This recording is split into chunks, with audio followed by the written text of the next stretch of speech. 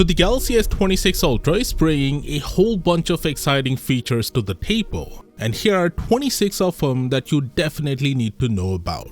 What's up guys, Sal here. A quick heads up, pre-orders for the S26 Ultra are now live. If you use my purchase links, you can get up to $900 in trade-in, $150 off without a trade-in, $50 off with code PayPal50, plus an extra $30 credit.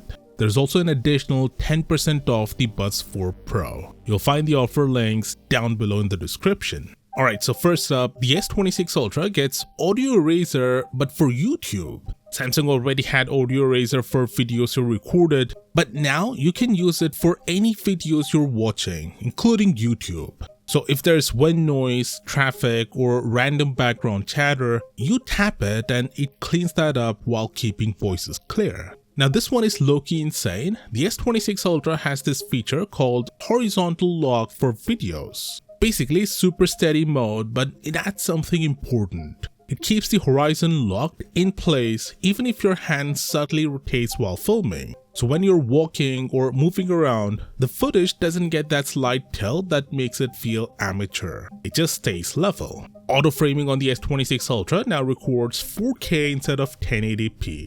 Then there's photo assess. Earlier you had to scribble over parts of the image to trigger edits. Now you just type what you want. And the big thing is how real it looks, even when it adjusts faces. It's easily one of the best AI editing implementations on a phone right now. The S26 Ultra also gets Google Pixel's call screening feature. So if an unknown number calls you, instead of blindly answering, the phone screens it and shows you what the caller wants first. Samsung also added Now Nudges. This analyzes what's on your screen in real time and suggests actions. For example, someone texts asking when your flight is, it pulls the time from your booking. If a friend asks for trip photos, they show up ready to send. It basically cuts down the app switching. On top of that, Samsung is revamping Bixby and integrating Perplexity at the system level. Out of the box, you get Gemini, Bixby, and Perplexity. Gemini is great, but it doesn't go deep into Samsung's system controls. This one does. There's also Ask AI built directly into Samsung Internet. You can ask questions about any web page you're viewing without leaving the browser.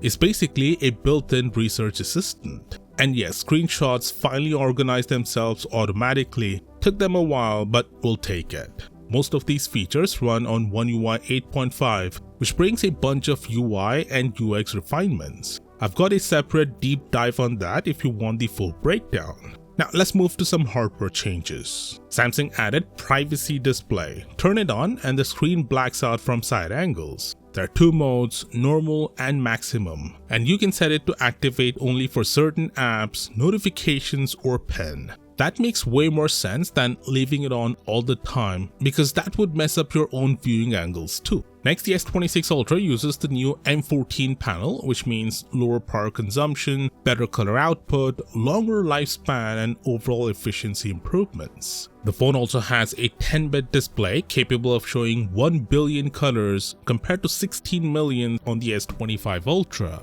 That translates to better HDR, smoother gradients, and less banding, especially in skies and darker scenes. And peak brightness numbers are also unchanged. Next, Samsung is bringing a new 24 megapixel mode on the S26 Ultra that will stay exclusive to that phone. Compared to the 12 megapixel default mode before, 24 megapixel gives you better dynamic range, richer colors, and sharper details. It's the sweet spot between 12 megapixels and the 50 megapixels. Oddly, you have to enable it through the camera assistant app, but once it's on, it makes a difference. Low light is improved too. Zoom shots have less noise, better flare control, and more natural colors. The big reason is the larger apertures on the main and periscope cameras, letting in around 40% more light.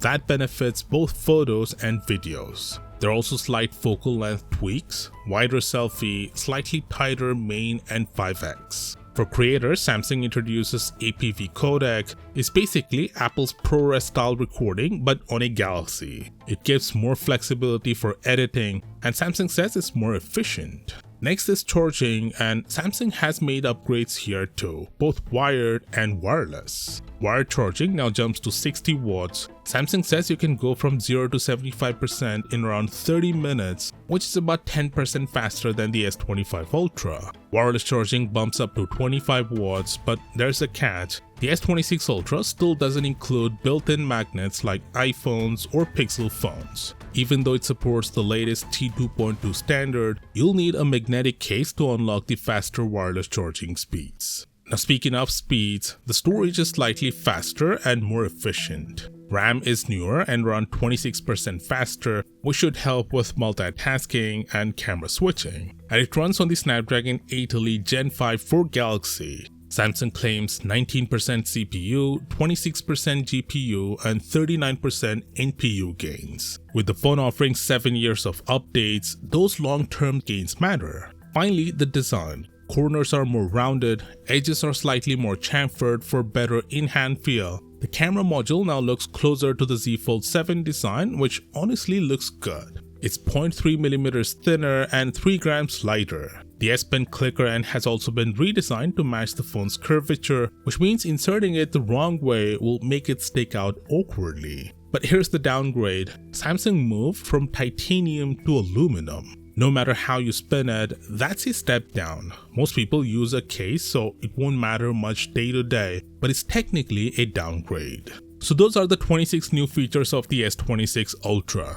Again, if you're pre-ordering this phone or the Buds 4 Pro, use my purchase links to unlock these extra savings. Link is in the description.